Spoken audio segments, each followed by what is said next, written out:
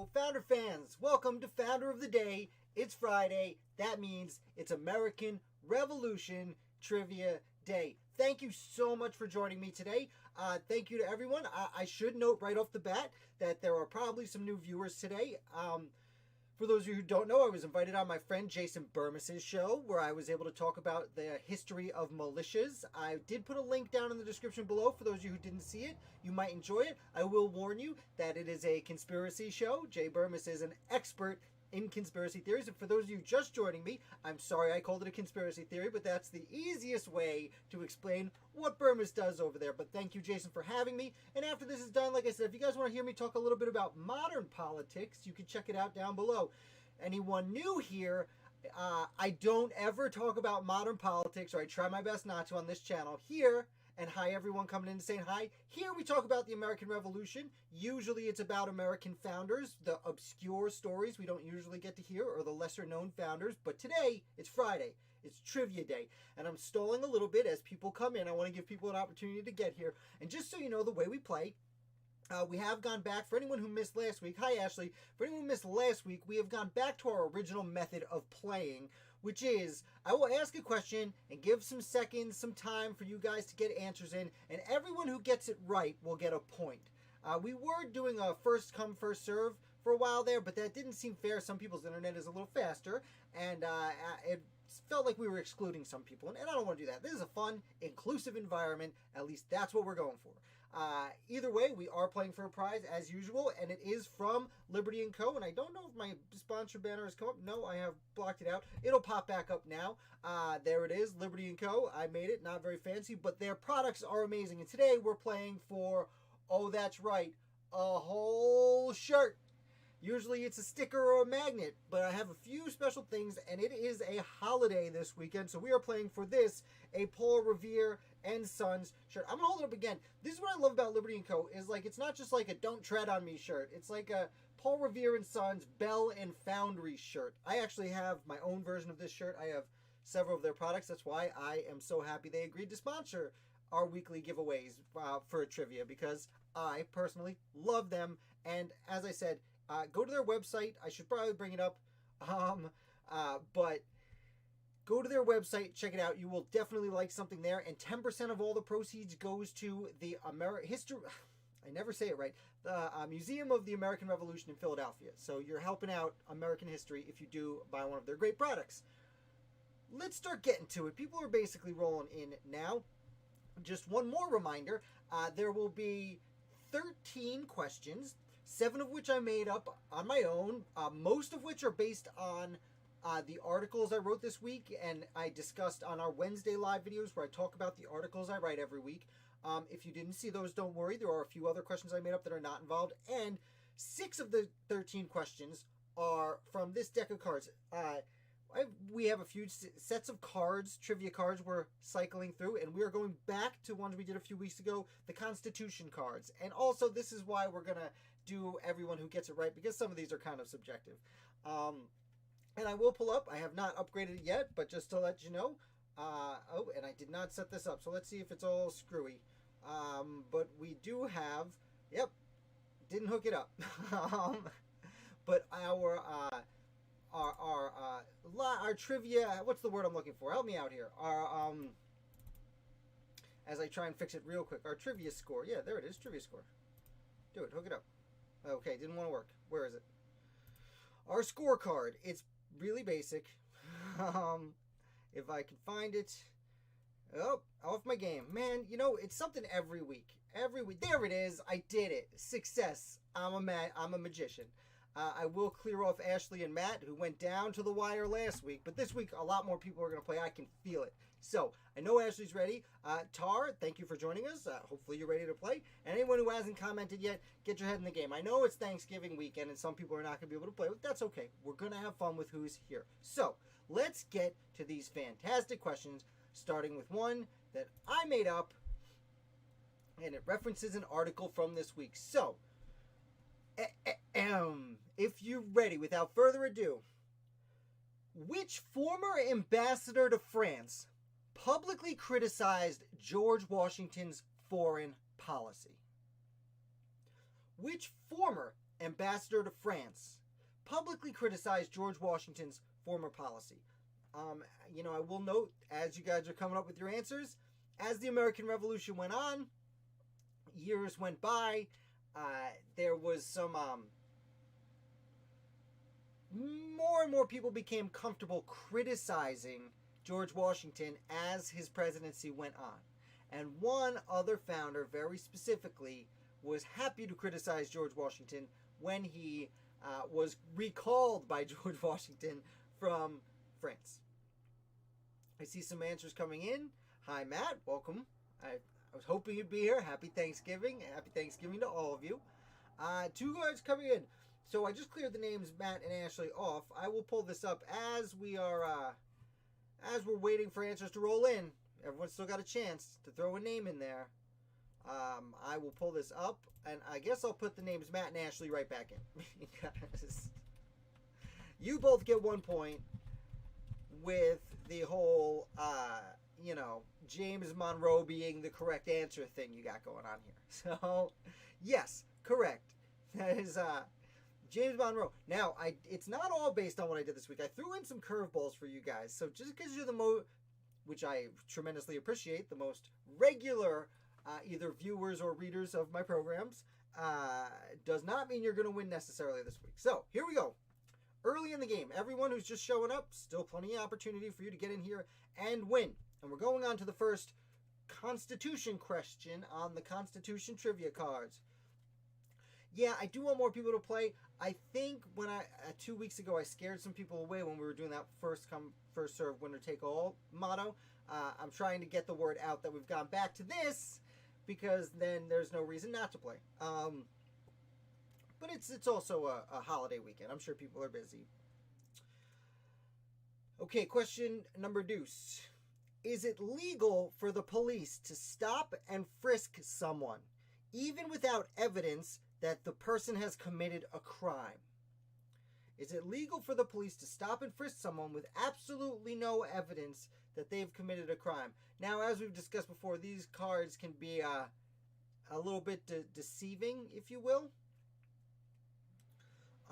For example, I should also note, I don't know the answers on these cards. I mean, I feel like I will know most of the answers, but I am not sure. Hi, Lauren. Thanks for playing. No, Lauren does not think it is legal for the police to stop and frisk someone. So Lauren is saying it is illegal to stop and frisk.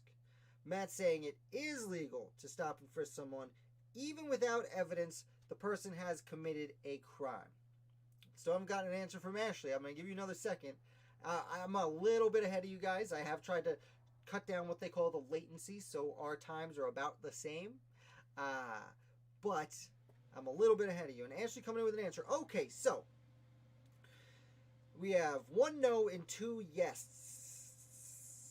I'm going to say yes because I live in New York, and I know in New York City there is some stopping and frisking going on.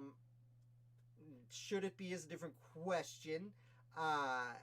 Theoretically, you need, according to the Constitution, I think, what is the 4th Amendment? No unwarranted search and seizures. So that makes it tricky. I think the answer has been determined to be yes. Yes, the 4th Amendment prohibits only unreasonable search and seizures. In Terry v. Ohio in 1968, the Supreme Court decided that when the police see someone acting in a suspicious manner, it is permissible for them to search the person. This stop and frisk action is known as a Terry stop. I did not know that. I guess the 4th Amendment only prohibits unreasonable search and seizures. So therefore, stopping anyone at any time is reasonable, I guess. Again, I don't like to talk about modern politics, but the Supreme Court certainly interprets that differently than I can understand other people might interpret it. Anyway. Sorry, I got a text from my dad. I thought it was about this. I watch Cops. Yeah, you just got to watch some Cops. So, we're going to pull up the big board. Lauren, don't let that dissuade you. We got a lot more questions and plenty of time for you to catch up. Please keep guessing. Please keep playing. We're trying to be inclusive. Although I will say, both Matt and Ashley getting 2 points. It's a fun competition. I honestly can't wait till someone comes through and beats both of you. Again, just because I'm trying to be inclusive. Nothing personal. I'm so thrilled that you guys come and play with me every week. So thank you so much. Thank you, thank you. But we're going to go back over here to another personal question. So, Braden is not parading around under his moniker of John Adams, but if he were, he would appreciate several of these questions. Oh, unless I give away the answer. Okay. Let me rephrase how I asked this question. John Adams wrote a what? I read the answer, said it out loud. Let me try and say it backwards. What office was John Adams holding when he wrote A Defense of the Constitutions of the United States? John Adams published a 3-volume work titled A Defense of the Constitutions of the United States. What job did he have when he published that 3-volume set of books? Saved it. I saved myself. Actually, I think this is a better question than the way I have it written down in front of me. See Ashley come with an answer. Be happy to hear another answer from anyone else. John Adams. Okay, now Ashley, you only get, in this question, you only get one answer. There are other questions that have multiple answers. This is a one answer. Let me know which one you'd prefer to stick with real quick, because you can't have both. Hi, Tara. Thank you for playing. We're waiting for Ashley to make up her mind right now, which is fine. I am going to go ahead and pull this up. Yeah, well, now that everyone else has said it, to be fair, Ashley did say ambassador first, at least on my screen. So we're going to pop this up here. I'm going to let you know, yes, the correct answer is ambassador to Great Britain. Matt, wink, wink. Just being a stickler. Matt, up to 3, gets a point. Ashley gets a point. And you know what? Tara bounced in here. And you got a point. Oh, Ashley, don't you worry. All right, and you're right in this. It's still early, Tara. Don't you worry. Ashley, don't worry. I'm just being silly. I'm not really trying to give everyone trouble. You heard John Adams and jumped to conclusions. That's what happened. I understand. You didn't jump all the way to present, though, so you were, like, really close. And especially when I talked about it, I believe I did mention jumping to the next. I did mention how he would be vice president. So I can see how you're a little turnover. Excuse me. Getting all choked up over here. And spilling water on my mouse. Because, you know, that's how you're supposed to use the internet, is by spilling water on your mouse. Yes, this is not okay. Anywho, let's go to another question. Oh, let's go to the cards. That one. Back to the Constitution cards. So, can a state require that candidates for office publicly declare their religious affiliation? Can a state require that candidates for public office declare their religious affiliation? Can a state mandate that? Interesting question. Interesting question. I'm going to stall for a second while I see what your answers are. Seems to be a yes or no question, although as we've seen with these cards, sometimes they're not. Now again, I'll remind you, I do not know the answer to this question. Can a state require candidates for office publicly declare their religious affiliation? I see Ashley and Matt coming in with answers. Lauren Tarrant, throw something out there. There's only 2 choices. You can only be half wrong. Well, I guess. I'm stalling for everyone. I am going to start to say, though, and Matt, be patient. It's okay. I am going to say I think Tarrant is right. Because I know that there used to, certain states, even after the Constitution was passed, Connecticut very specifically sticks out in my mind, that there were certain states that had state religions. The federal government couldn't have a state religion, but that's because they didn't want one state's religion to be imposed on another state because they already had their own state religion. And like Connecticut sticks out in my mind. They had a state religion for a long time after the Constitution. But yeah, I don't know when or why they would have changed it. So I'm gonna say yes. No. No. I tried to be different. No, to ensure freedom of religion, Article 6 of the Constitution forbids the requirement of any religious test as a qualification for any office or public trust.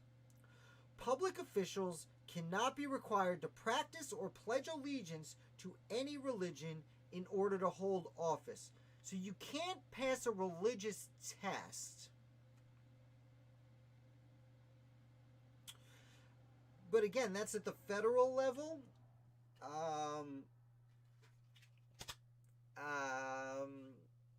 Yeah, okay. So everyone gets it. Everyone that answered. So we're gonna pop up the big board here, and we're gonna bounce you up to 4, Matt. Ashley at 4. It's super close. Tara, you're not far behind, Tara. Not far behind. Yes, Matt. I would think that Thomas Jefferson. Well, kind of. Although Jefferson was Secretary of State when they passed the Bill of Rights. Oh, wait, no. It's Article 6 of the Constitution. And no, Thomas Jefferson would have been in Paris or Versailles when they wrote the Constitution. So, no. Sorry to be disagreeable, Matt. Thomas Jefferson would not have been available for that. Who we probably have to thank are the Catholic delegates to the Constitutional Convention. Well, the one Catholic delegate, and every week his name escapes me, and I feel really dumb. I'll bring it up. What am I doing? And now I'm just typing the word Catholic into YouTube. I'm into Google. That's gonna help. No, type it into my website where it was here. Jefferson was kind of a puppeteer, yes, but his puppeteer Madison, there's communications only traveled so quickly. And where is the name? Come on, really? I must have gone right by it. Thomas Fitzsimmons. I read that name like 10 times today. He was almost the answer to a question. Thomas Fitzsimmons. One of the many people from Maryland who was a Catholic, who was there, influenced, Charles Carroll of Carrollton, who signed the Declaration of Independence, and his brother John Carroll, the first bishop in the United States. They had a huge influence, and then Thomas Fitzsimmons, who he himself was a Catholic at the Constitutional Convention. They had a huge influence. At a time, I should also note, when you have like Anglicans and Protestants really didn't like each other very much. I don't mean to be too broad today, but today, most denominations of Christianity in the United States get along pretty well. And back leading up to the American Revolution, they certainly did not. And even after the American Revolution, it was tense. As I said, into the 18 teens, it was like 1815, 1816, when Connecticut finally stopped making all denominations of Christianity pay tithes. Blah, blah, blah. Let's move on. We're here for trivia, not for too much of my fun facts. So let's pull it back up. And we just did one of the cards. So we are going to go to question number 3. And I'm not just going to say the answer outright this time. My third question, question number 5 in total, is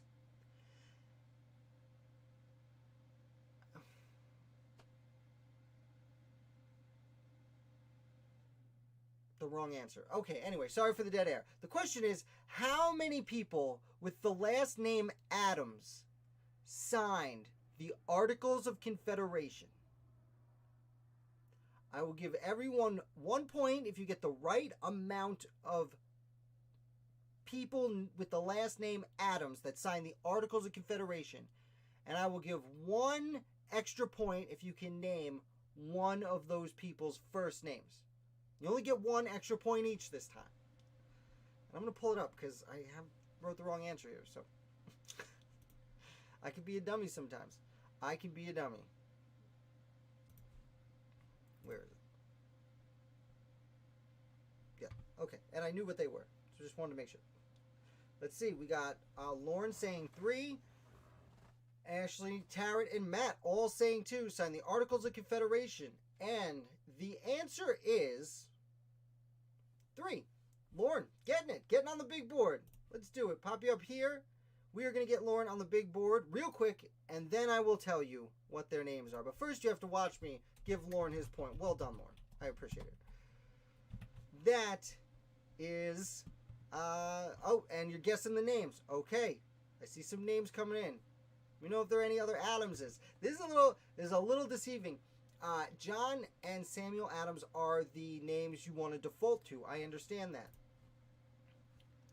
But Adams was a fairly common name. And there were 2 other gentlemen who signed the Articles of Confederation who were not even from Massachusetts. One was from Connecticut, I believe, and one was from Virginia. I will double check and make sure. Yes, Connecticut and Virginia.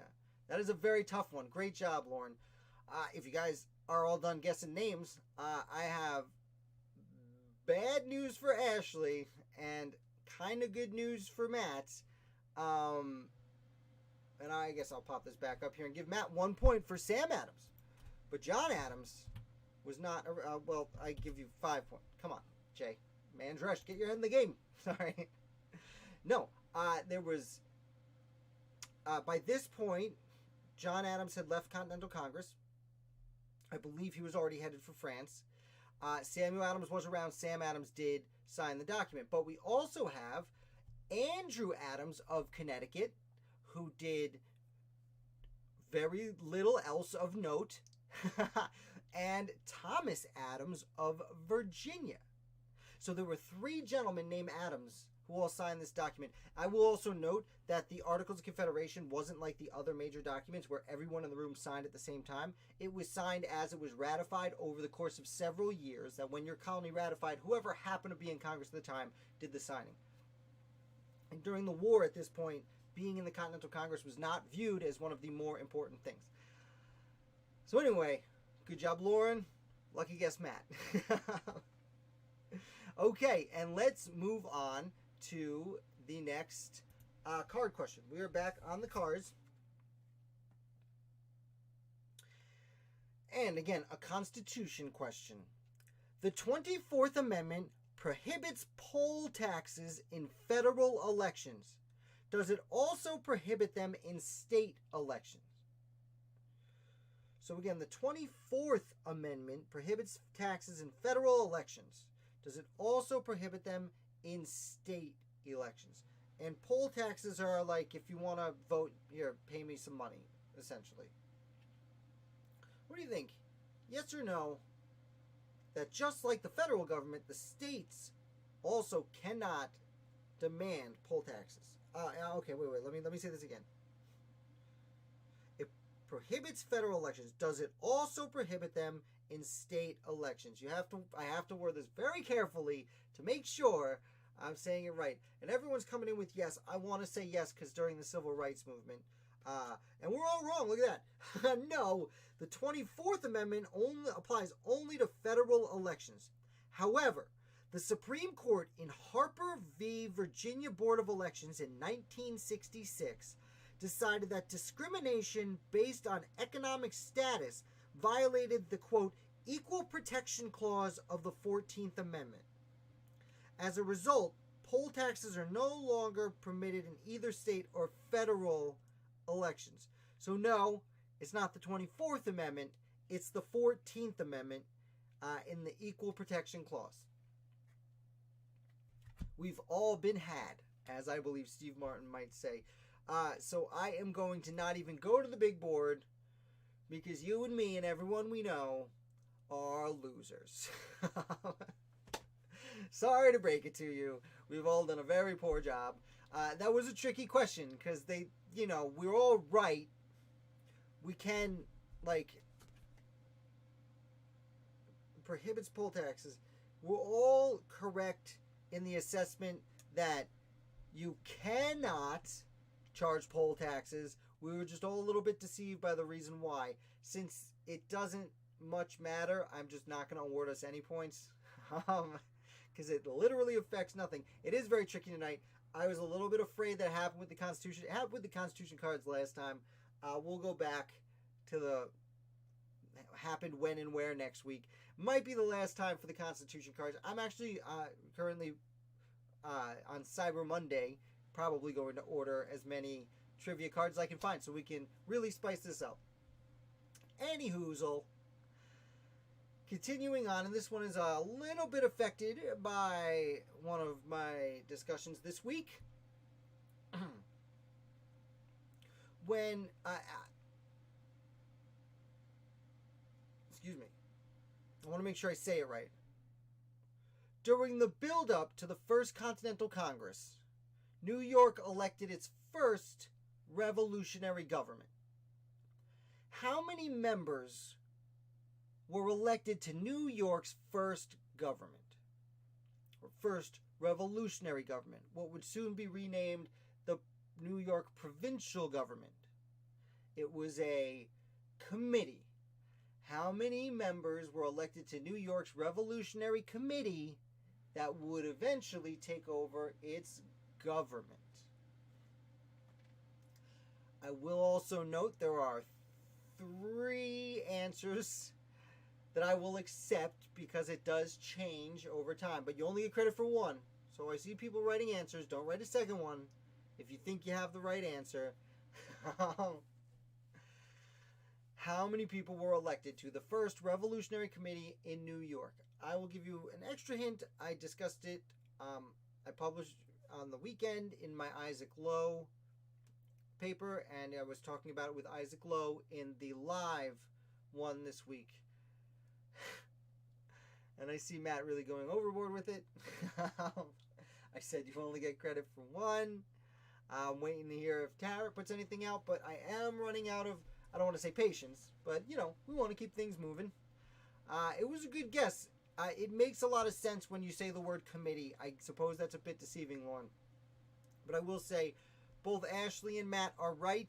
As I said, you only get 1 each. Okay, 8. That's another good guess. Because Tarot and Lauren, it does seem like a committee should be small. But no, the first one was 51. It was the committee of 51 people. The group basically elected almost all of themselves. 6 months later or so, it would end up being 60 people. And then eventually, about a year later, it would be a committee of 100. And that committee of 100 would restyle itself the New York provincial government. And then that ended up taking over the government of New York State as the revolution progressed and independence declared. So we're going to pop over here. We're going to give credit where it's due. Matt, bouncing up to 6. I'm learning how to count. And 5. I want to make sure you guys see it, because I have this tendency while I'm talking to you to say add 1 and erase it and then just make it 1, which is not how addition goes. So let's go back to these extraordinarily difficult cards over here. And I do want to note we are playing for this shirt. It is a small. That's all we got. So it might not fit everyone. Certainly will not fit most people. That's why there are a variety of shirt sizes, but you can either squeeze into it at night or give it to someone you know who would fit into it small. Here is a question. Okay, I'm going to make this, even though it's a card question, I'm going to make this a 2-point question.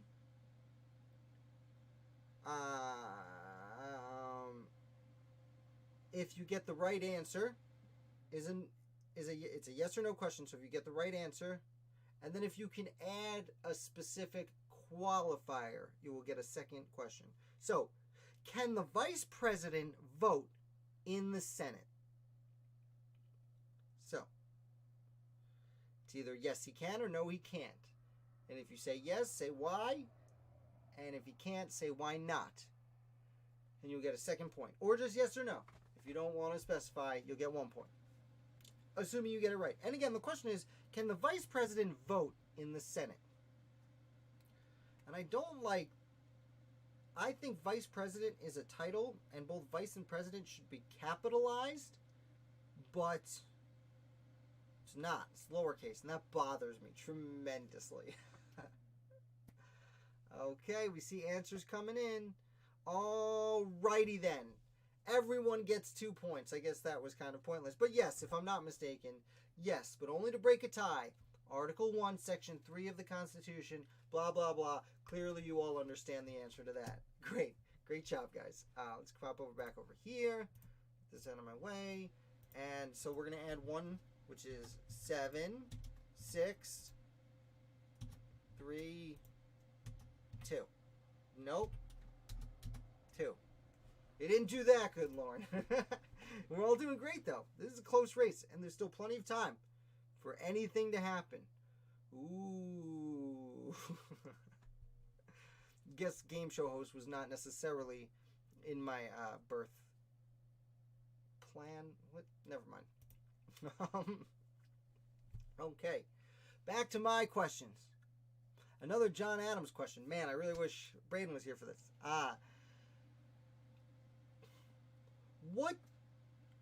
What did John Adams do during the final days of his presidency in an effort to keep the Federalist Party in power? So we have moved forward now in time to John Adams being president of the United States. In the final days of his presidency, what did John Adams do to keep the Federalist Party in power? I will give you time. It's a little sneaky. It's a little sneaky.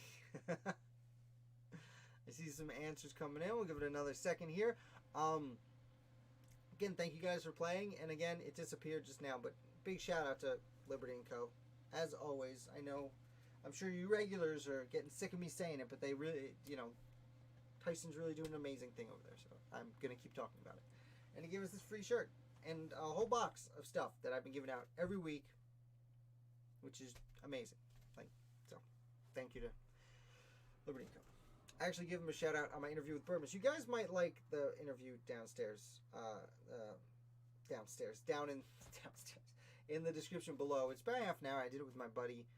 Again, he does conspiracy theories. I know TJ. I guess TJ's not here, but TJ found me through there. But blah blah blah.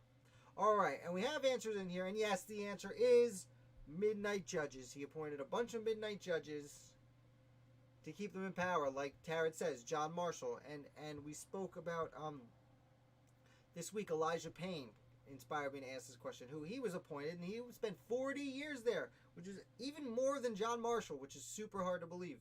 But yes, we're going to pop this up. Yeah, not free beer would have been a good idea. Whoops, well, that's not what I wanted to do. Let's put that back up here. Where is it? There it is. Okay, so I believe, if I'm not mistaken, Matt gets 8, Ashley with 7, and Tara coming in with 4. All right, keeping it together. Keep it. They probably did like cider. The people from the north, I would expect like cider because there's a lot of growing apples and making cider in the north. Still is, actually, one of New York State's highest outputs, as I like to point out. Let's go to these impossibly difficult cards. Sorry, I just realized I shouldn't slam on my table to get the cards because the microphone is on it. And that probably sounds horrible to you. Okay. We did get the vice president one, so maybe they're not all that hard. Can a state set term limits for its U.S. senators? Can a state set term limits on its U.S. senators? Huh. That's interesting. I'd like to see what you guys have to say about this. I have some thoughts in my mind. I don't want to say them yet and give things away. That's a difficult question. Matt coming in with no. Ashley with no. The state cannot set term limits for its own senators. So what's interesting, I will start saying this. What's interesting is senators used to be appointed, but now they are elected, starting like the early 1900s. But that was not based off of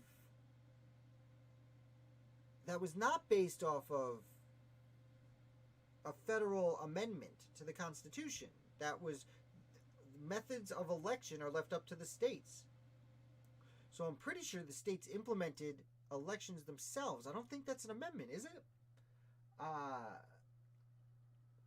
So I want to say yes, they could, even though it's not in the Constitution. It's not in the Constitution that there are term limits, but there's not in the Constitution that they can't have term limits. So I'm going to say yes, they could. No. The Constitution, which defines the qualifications for serving in the Senate, sets no term limits. The Supreme Court in U.S. Term Limits v. Thornton, 1995, rejected an Arkansas constitutional amendment that limited senators from Arkansas to 2 terms. The Supreme Court observed that the qualification for membership in Congress was determined by the Constitution and could not be limited by the states. So since the Constitution does not specifically limit terms, neither can the states. That's it. Really interesting. Because all other decisions are supposed to be left up to the states, right? Anything not what is it, the 10th Amendment? Anything not specifically enumerated in the Constitution should be left up to the states. Can you humor me for 1 second? I want to pull up, I want to read the 10th Amendment. I'm going to read the 10th Amendment right now. 10th Amendment. The powers not delegated to the United States by the Constitution, nor prohibited by it to the states, are reserved to the states respectively, or the people. Am I the only one who finds that very strange? That the 10th Amendment says if it's not specifically stated, it's left up to the states. Yet here in 1995, you have the Supreme Court saying, no, it's not specifically regulated, therefore, it can't be decided by the states? That's frustrating. But the answer is correct, and Matt and Ashley, well, of course, are right again. Good job, guys. That's a super tough one. I'm going to give Matt his 9, Ashley her 8. We're far from over, though. Everyone's still in this, as far as I understand it. Matt, it would be crazy if each federal senator... You're right, Matt. It would be very interesting if each federal senator had different rules. But you know what? At the same time, no, they have 6 years. And then they're elected out, possibly. So, it's not like the rules are that different. It's just how many centuries can you serve? Interesting. But I don't get me wrong. I definitely understand what you're saying is once we start changing one rule that seems to make sense, when do we stop changing rules? Really weird. Anyhoozle. Excuse me. I'm going to take a quick sip before this next great question I wrote. This one will be tough if you didn't read along or watch the video this week. Oh, wait a minute. This one's going to be very tough if you didn't specifically read yesterday's article. Oh, I'm an idiot. Oopsie daisy. Well, let's see who did it.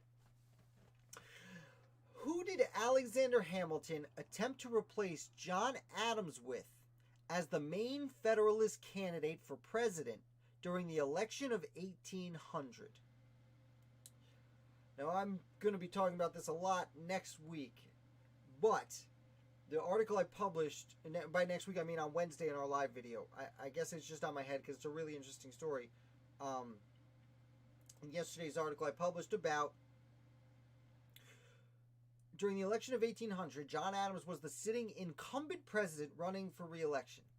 And Alexander Hamilton, who was still really the head of the Federalist Party, attempted to not have him replaced on the ballot, but attempted to have the person running as vice president get more electoral votes than John Adams, because this other person was from the South and then would siphon off votes from Thomas Jefferson. This is very difficult, especially because I haven't talked about it. It is very difficult. I apologize. Don't worry, there is another question coming up that is also very difficult, but has lots of answers to it. I ended on a hard note. Okay, now I'm learning. I will have to end on some like easier, more fun notes. Okay, interesting. So I am going to have to give the shout out to Matt, who obviously did read the article yesterday, or just happened to know who his running mate was, because I've written about this in the past. And Tarot, you know what? Yes, Tarot, I'm going to give you credit for that. His name is not SOS. I guess you're calling for help. Charles Coatsworth Pinckney, not to be confused with his brother Thomas Pinckney, who would run for president in the following election. The Pinckneys are very important people. They were either president or vice presidential candidates for most of the first several presidential elections. Mostly because they were Federalists from the South. And there were not a lot of Federalists in the South. But yes, I'm going to pull this up. Whammy. Where is it? Get this back up here. What am I doing here? Matt getting 10. Ugh. I gotta get a better system here. And Tarot pulling up with 5. Well played. Excuse me. Pull me back up here. Charles Coatsworth Pinckney. The Pinckney boys are extremely important. Shouldn't get into it now. Yeah, Lauren, I'll do my best to remember to make Steve the right answer to a question next week. Though to be fair, the answer will probably be Steven. With a PH and an N, because that's how they went back then. I've never actually seen anyone write like Steve. Although, a reminder, Matt can't win or fit in a small. Well, Matt, maybe you have someone in your life you would prefer to give a small to. The holiday season is coming up after all, and you know, younger people are generally fit into smalls, and if we're going to brainwash children, which is what I call education, we should brainwash them to like the American Revolution. Also, I do want to do a side note that like we like to sing funny parodies around here, like Weird Al, and I often use the name Steve in place of me. Like, yeah, I can't think of a song. Give me a song to sing, and I'll find a way to get Steve in there. For some reason, I can't think of it in here. And it's really bothering me. I keep thinking of the South Park parody of, oh, Baba, you came and you gave without taking. But that doesn't have Steve in it. Okay, now, I'm getting back to it. Now I'm distracting myself. We're going to get to the last card here. Yankee Doodle. And we need to replace, it's like, man, it's really bothering me. How many songs have, like, a line that ends with me? All of them, and I can't think of any of them. Does the president take the same oath of office as the senators and representatives in Congress? Does the president of the United States take the same oath of office as the senators and representatives in Congress? And they capitalize the C in Congress, but not the P in president. How do you not, shout out Liberty & Co., how do you not capitalize the P in president? You capitalize the M in Mr., right? Like, what's going on here? What is this? Sick. It's making me sick. It's hard. I'm not even sure what the answer is.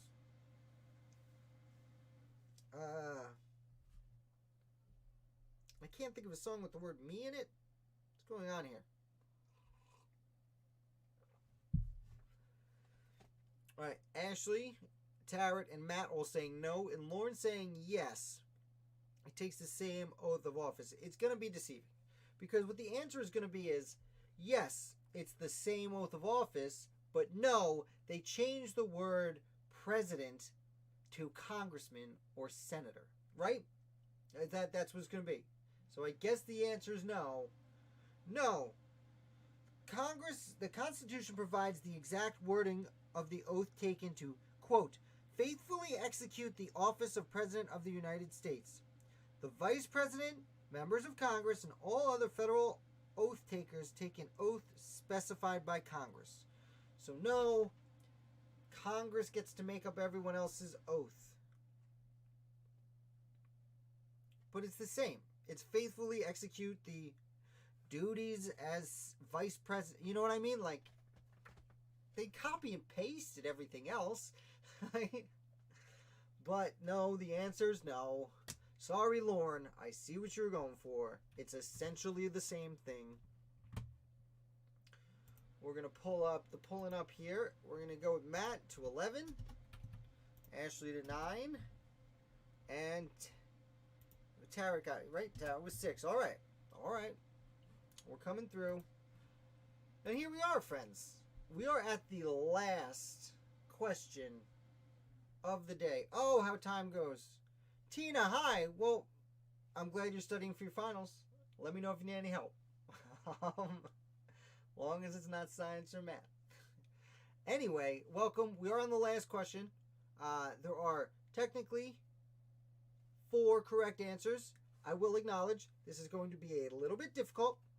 But I was curious to see what you can get. So you can score up to 4 points on this question. The question is, now I want to remind you, when I say major documents, I mean Articles of Association, Declaration, Articles of Confederation, and Constitution. Between those 4 documents, 4 signers of the major documents were lifelong bachelors. What are their names? Of the major documents, the signers, the important signers of documents, 4 of them were lifelong bachelors. Who were they? This is a very difficult question to answer. And I'm interested to see what you guys say. And I'm going to give you plenty of time to come up with whoever these lifelong bachelors were, because there were only 4 of them. And they are fairly obscure. Now, I will say I have made videos on at least one of them. Stephen.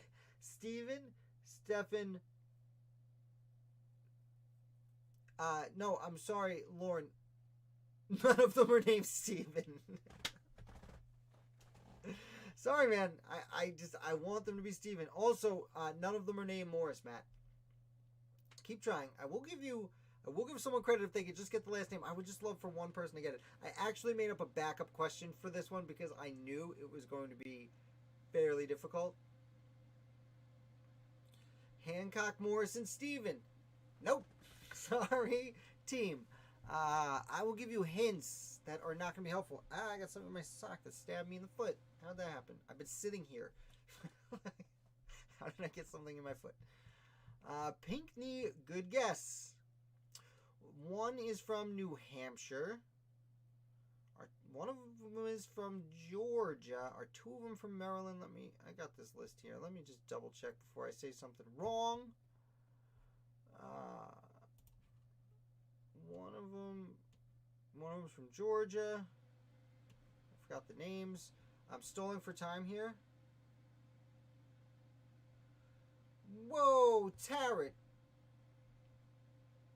You must have looked that up somewhere. Because Tarrant storming in with 4 correct answers. Kind of out of nowhere. Yes, the answers are, I'm sorry, Tina. No, Matt, it was Alexander Martin. Daniel of St. Thomas, Jennifer, and he wasn't from St. Thomas.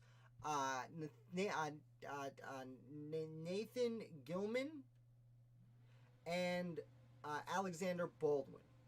So I think there were 2 Alexanders. Are there 2 Alexanders? Where'd I go? I got myself a little lost here. Where's my... no, I'm sorry. It was Abraham Baldwin. That's right. Daniel of St. Thomas, Jennifer. Well, I mean, looking it up counts. That's not an easy thing to look up. I'm kind of surprised how quickly you were able to look that up. I will say I really appreciate the answers I'm getting, though. especially the Button Gwinnett reference. Well played. He did die fairly young, but I do believe he was married while he was still kind of being a derelict mosey about before the revolution gave him something to do with his life. Or I shouldn't even say that. Before he realized, hey, I'm not good at much, but I can be a pretty good politician. He was a pretty good politician. Well, I apologize if it was the hardest question, but you know what? I saw it, and I was like, I saw this list, and I was like, oh man, I gotta look that up. So I'm gonna pop this up. So Tarek gets 4 points here. Let's see how that ending up. Oh, I moved all this stuff around. Tarot with 4 points, bring her 6 up to 10. Oof! And coming in just shy of Matt, but bouncing up to second place. Sorry, Ashley, not this week. And that is the questions from the week. Good job, Tarot. Way to come from behind. Because you know what? Even if you did look it up, research is an extraordinarily important part of history. Like, that's what I do. So the fact that you could look that up correctly that quickly is extraordinarily impressive. And you definitely deserve those points, in my perspective. And it's my show. So that's how we're going to play it. Again, unfortunately, popped in a little late. You missed like the first 2 questions. I guess it did matter this time. At least my numbers look respectable. Yeah, it looks really respectable. Matt pulling out the Thanksgiving victory. I appreciate that. That's all right. Wait a minute. But who won last week? Oh, Ashley won last week, didn't you? You got my favorite color, didn't you, Ashley? That's right, because I just put this here. It's going out. I am a little bit behind on some of the things that are supposed to go out. They are going out. All this week we had some postage issues in my town. It's a long story. It's very weird. But everything will go out that hasn't yet this week. And Matt, Paul Revere shirt. You're going to have to squeeze into it. Did you win last week, Matt? No, I don't think you did. Oh, Matt won last week. Really? I don't remember. What I do remember is we did the tiebreaker question, and when I came back to my file today, I pulled it up, and it was the tied number. It was 12-12. You were 12-12 last week. Okay, well, thank you for being honest, everyone. In that case, Matt, the rule is that you can't win 2 weeks in a row. So, Tarot, congratulations. Hopefully you fit in a small. You've got the same Paul Revere shirt I have now, Paul Revere and Sons Foundry. If you would do me the favor of contacting me through one of the links below, either email me directly or, Instagram, Facebook, Twitter, direct message me, and I will, because I need your address to send you your winnings. You did it. Great job. I'm really proud of you. And I'm really proud of everyone being honest. Matt being honest, you won last week. Don't worry, Matt. You got plenty coming your way. And a big, an extra special big thank you to Matt and several others. Names are going to elude me, but Troy, TJ, Gail, Frank, Karen, everyone who supports me on Patreon and helps me do what I'm doing here. So thank you so much. I hope you guys all had a fun Thanksgiving. If you have any last minute questions before we go, I'll be happy to answer them. About whatever. Like I said, if you want to hear me talk a little bit about modern politics on a conspiracy theory channel, check out the link below. I try not to talk about it here, but it's fun. I do have opinions, you might be shocked to believe, and they generally don't fall neatly with anyone else I know. So one of the reasons I don't talk about them here is I have little far out there ideas, which I get a little bit into in the link below if you're interested. Not seeing any questions come in. Like I said, Tarot, get at me on any of the things in the description. I'm going to take a drink of water in case. Matt looked for a video on what? Not sure what exactly, but I am super curious as to what you're trying to get at. Yeah, I hope you guys all had a happy Thanksgiving. I know times are very strange right now, but still a lot to be thankful. You look for a video on Rufus. Oh, as in like I have not done a video on Rufus King yet? Part of that doesn't surprise me. Part of that really surprises me. I love Rufus King. Okay. And I won't even get into it here. You know what? I'll put it in my notebook as well. I got a notebook here. And it's upside down. I'm going to make a Rufus King video this week. It will probably be a little bit longer than most of my regular videos because I got a lot to say about Rufus King. Yeah, thanks, Tara. You have a great weekend. Like I said, down below, or like, let me know your address. I'll send you want a prize, you know? Matt made the rule you can't win 2 weeks in a row like 2 months ago. Because that's how long we've been doing it, actually. So, he's his own undoing. Yeah. No, I don't think... I think you're right. I'm writing it down. Rufus King! Exclamation point. Rufus King's super interesting. He, I guess I shouldn't get too much into it now, but... If I'm remembering correctly, like an early... Like, you can almost call him an abolitionist. He's actually, quote... My pen broke? What's going on here? I'm getting things in my foot. My pens are breaking. One on William Rufus King. Not this. I made one on William Rufus King? I know that's not true. So you're saying there's like not a lot of videos at all on Rufus King. That's a shame. I live not far from Auburn, New York, where Harriet Tubman spent a good portion of her life and was buried. It is still buried. And they, over the last few years, have opened up I believe it's a Center for Human Rights, or World Heritage Center for Human Rights, and they talk about a lot of people who contributed, and there's actually a picture of Rufus King there, among all these other people from around the world talking about, you know, everything from slavery to women's liberation and things like that, and like they have his picture and a quote on the wall about his attitudes towards slavery. So Rufus King is an extraordinary person. Even though I think he grew up, if I'm not mistaken, again, I usually look up people before I talk about them. I usually, if I'm not mistaken, Rufus King actually was from Massachusetts, but ends up running as a representative from New York. I think. Am I confusing him with Jerry? No, because Jerry was governor of Massachusetts. Anyway, I see people leaving. I understand. It's been about an hour, and what a great fun time we had. So I will see you next week, Lauren. Thank you so much for playing. Thank you, everyone, for playing. And subscribing and watching and hitting like on your way out would be super helpful, because the more times you hit like on my videos, and I know it's a waste of time, it seems like, but hit like on the way out, and you will be helping the channel grow. And Matt, I did not realize his name was William Rufus King. But William King, who was vice president under, it was either Pierce or Fillmore. I think you're right. I think it was Pierce. He lived for a very long time with the next president after he left office, James Buchanan. Speaking of bachelors for life, James Buchanan was a bachelor for life, as was William King. I did not realize he was named after Rufus King, but they lived together for quite a long time, and that circle was called Buchanan's Dandies, and there's significant evidence to indicate that he may have had an intimate relationship with President James Buchanan, who may have been our only gay president, and may have actually been, like, I know people like reference Abraham Lincoln. No. Like Lincoln's predecessor, James Buchanan, may have been a gay president. Just FYI. Fun fact. And again, I don't know a lot about that particular time period, but I always find that extraordinary. It's something that you would have kept super secret at the time. Yeah, he seems like it. Christine McConnell lives in Auburn. She bought a historical mansion.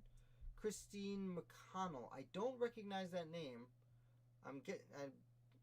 Unless you're referencing Mitch McConnell is the only person I know with that last name at all.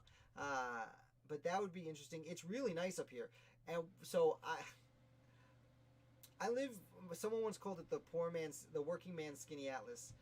I'm about 20 minutes from Auburn, and between me and my small village and Auburn is a town called Skinny Atlas, which is a very wealthy area where like the Clintons looked at moving here. Derek Jeter almost bought a house here. Like I literally was driving by to go to Auburn because that's where I buy my cigars in Auburn.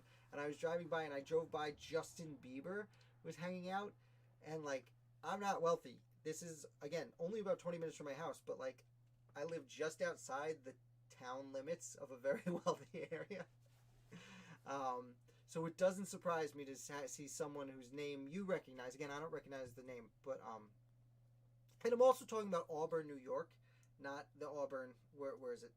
That the football team's from. They're the college, I should say. But yeah, it doesn't surprise me that there might be someone famous living by me because somehow I ended up near a really, like I said, upper echelon area, like millions and millions of dollars worth of homes by my house. That's not, again, I mean, it's not next door. Again, I'm in the next town. My house is not valued at $1 million. I can assure you. It's nice because I'm compared to people who live just 10 minutes away. I'm so not worth robbing. It makes me feel very comfortable. Yeah, Lauren, I'm super curious as to who she is. If you want to let us know, but he probably left. He did say see you next week. An artist. Oh, okay. I guess I'll Google her. Let's see. Should have done that instead of waiting on you, Lauren. Anyway, Chris. Also doesn't surprise me. Upstate New York is, fairly artsy area. Oh. Sometimes called the Queen of Creepy Cookies, is a photographer, stylist, and baking enthusiast based out of California. Though, you said she just bought a house. Looks like that's from Old Book. Curious Creations. Oh. Alright, thanks, Ashley. Yeah, we're just kind of bull shooting right now, hanging out. Television series on Netflix, The Curious Creations of Christine McConnell, produced by Netflix. One season, like 2 years ago. She lives in a mansion full of monsters and ghosts. What? I gotta check this out. So, everyone's homework is to look into Christine McConnell. Cool, thanks, Lauren. I'm interested. I'm going to look into it. I'm a terrible cook who keeps trying. So I will definitely look into it. Looks like she might have a YouTube page too. Moving from California to our New York mansion. Yeah, mansion. Okay. Makes sense. It's interesting but the thing is, when you say mansion in Auburn, it's not like Skinny Atlas in the middle, on the Finger Lakes. Mansion in Auburn, if you buy a historical one, they're not quite as pricey as you might expect a mansion to be, because generally in Auburn they need some fixing up. It is a very historical area, but a lot of the old historical mansions have been let go to waste, or as many did, were turned into like multi-apartment buildings. Because actually the old bass player for Metallica, whose last name I forget, but his first name is Jason, so I remember, he just bought a house in Auburn too. It's not uncommon. Your wife was in one of the videos. Well, very interesting. Let us know which video. I'm really interested to see. Because now it's like up on my screen, her YouTube channel. I mean, can I even... Here, I'll show you what I'm looking at. I can do this. I don't know if you can see it, but yeah, I want to see this moving from California. It's just from a month ago. Fall decorating. Yeah, I'm definitely going to check all this out. Peculiar World of Christine McConnell. Justice for Netflix. Pure Creations. Might be coming back. Well, she's like all over the news. I gotta read more news. I'll be honest with you guys. I don't read a ton of news. It's very stressful. So I try and stick to the late 18th, early 19th century. I have a few sources that I go to every day to get my updates. And the source I use is very good about not making me too stressed out. unfortunately. And that's one of the reasons you don't see me probably on social media as much as I should be. I started getting some heart palpitations like 6-8 months ago, and then I thought it was smoking, so I quit smoking, which is great. And then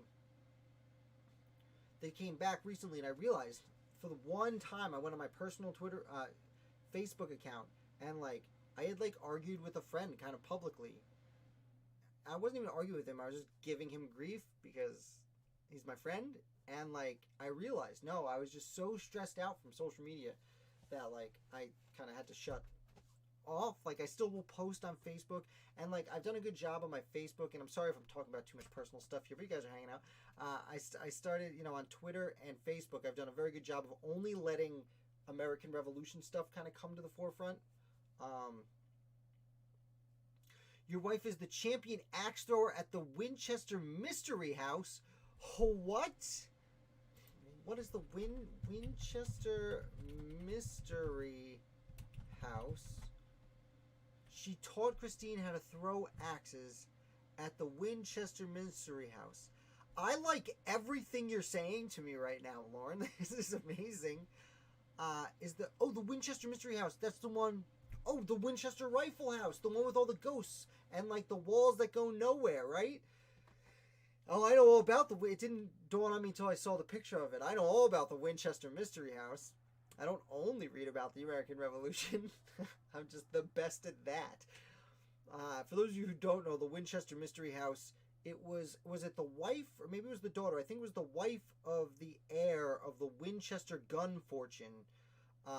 When he died, she had this mansion, and she was super scared of being haunted by the ghosts of the people killed by Winchester rifles. So she built this house that had all sorts of trap doors and weird closets, doors that lead to nowhere, stairwells that lead to nowhere, and just all this to confuse the ghosts, apparently. So the ghost couldn't find her in this mystery mansion. And apparently our friend Lauren here, his spouse, is an expert axe thrower and has trained Christine how to throw axes. And apparently if I go out California way, I'll have to have her train my sons and how to do exactly the same thing, because I expect them to be experts in all sorts of hand-to-hand combats. I actually already got one. He's only 4, but I got him like one of those archery bows with the plastic, because like I feel like it's going to be a lot easier to get a college scholarship on something like axe throwing or archery than it will be for something like, basketball, because there's a lot of people doing that. So I'm trying to steer them in very unique directions. Super cool, Lauren. Very cool. I like where this is going. I'm glad I hung out for a little bit to chit chat for the last few minutes. I love learning about you guys. I really, this is fun. We're building a cool community. And it doesn't have to be 100% revolution. We'll keep it in like 98% revolution, but that's that. Now I don't want to talk. I don't want to go on too long because I don't want to waste your guys' whole night. And I am going to run out of voice eventually. But I'm going to drink from this Liberty & Co. coffee mug real quick. With its live free or die on the side. Yeah, it's badass. Liberty & Co. is the best. You guys should check it out. They didn't just sponsor me. I specifically contacted them because how much I love their product. And I guess that's it. I have nothing much else to say. Lauren said goodbye a while ago, but once we start talking about axe throwing and ghosts, he hung around for a little bit. That's extraordinary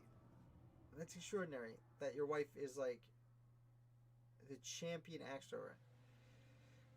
So Lauren, she's on the episode.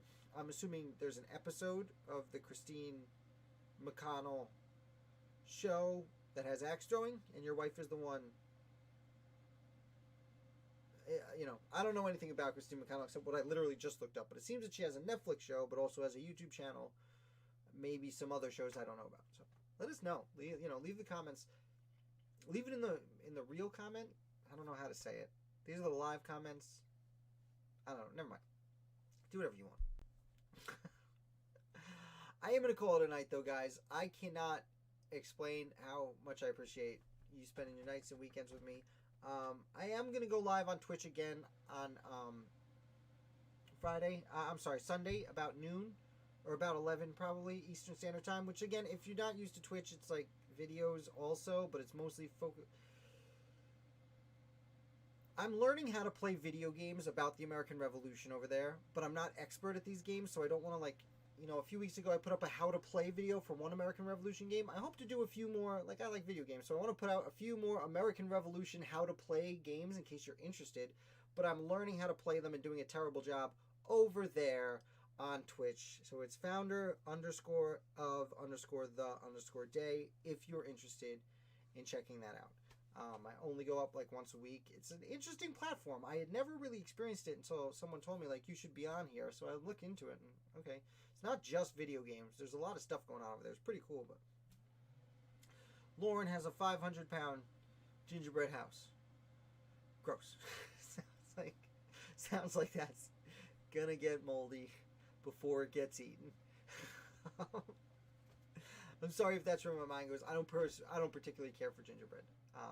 Although I don't know if I made a video about them, but check out the gingerbread page. It's like the gingerbread patriot or something. What's his name? Oh, how does his name elude me right now? Come on, Jay Mandrish. It's because it's going on 10 o'clock at night. I'm losing it. Before you go, speaking of gingerbread, I'm gonna go over here and just look at Okay, come on, dude. I got it. Gingerbread. But I know that sounds crazy, but I wrote an article about gingerbread. Christopher Ludwig, the Baker General of the Continental Army. I do actually have, you know what? I'll see if I can even post this in the comments here. I don't think I can. But if you're interested in gingerbread for the holiday season, sign into chat. What is this doing? Uh-oh. Nope, don't screw it up. Never mind. Won't let me chat over here. Oh, I know why. Because this is my broadcasting program. Alright, let's see if it lets me do it. Over here. I'm going to get dark for a second, guys. Hit like. Thanks. Okay, yes, I can. There you go. If you guys are interested in reading about Baker Generals. Yes, and I'm going to bring the white back up. See how the screen makes me so much darker? That's a quick article I wrote about a really fascinating German immigrant who helped with the American Revolution that we're supposed to be talking about on this channel. And he was an expert at baking gingerbread. And then there is a book about him. It's technically a kid's book, but it's a little bit older kid's book called Gingerbread for Liberty. That's how a German baker helped win the American Revolution. I have read it. It was too old for my kids. I would say it's probably geared at an audience of about 15 to 17. And maybe younger. My kids aren't old enough to know how old kids are supposed to be. Probably 10 to 14, 15. Maybe. It's not the easiest read in the world. If you're a grown-up, you're going to read it and be like, this is a kid's book. But it's not for very young kids. And what's interesting is tells the story of the gingerbread baker man. And then at the end, it gives an actual biography of his life. So it's really cool. It's a super interesting story. He helped convince a bunch of Germans to come over and switch sides during the Revolution. And he had the title. He was a general in the Continental Army. He was Baker General of the Continental Army. So that's a gingerbread Christmas. Although he made gingerbread all year long because I guess there wasn't that much variety in their diet. I think that's enough for me today, guys. Again, appreciate you a million times over. I am going to sign off. Hit like on your way out if you would. That would be fantastic. And we were supposed to have Matt came up with something last week. And I forget it. It was round bottom for Wednesdays. So it should be... It was someone else's property. But I can't remember whose property it was. It wasn't like Monticello or anything like that. It was, okay. Alright, enough silly faces. You'll remind me at some point, Matt. I know you will. Thank you guys so much. Peacefield. It was Peacefield. That's right. Because John Adams was Peacefield. Am I mistaken? John Adams? John Adams was Peacefield. No, John Adams was Braintree. No, Peacefield was in Braintree. Got it. I'm out of here, guys. Thank you again. Happy holidays. Happy everything. Thank you 1,000 times. And we'll go with Peacefield. Peacefield.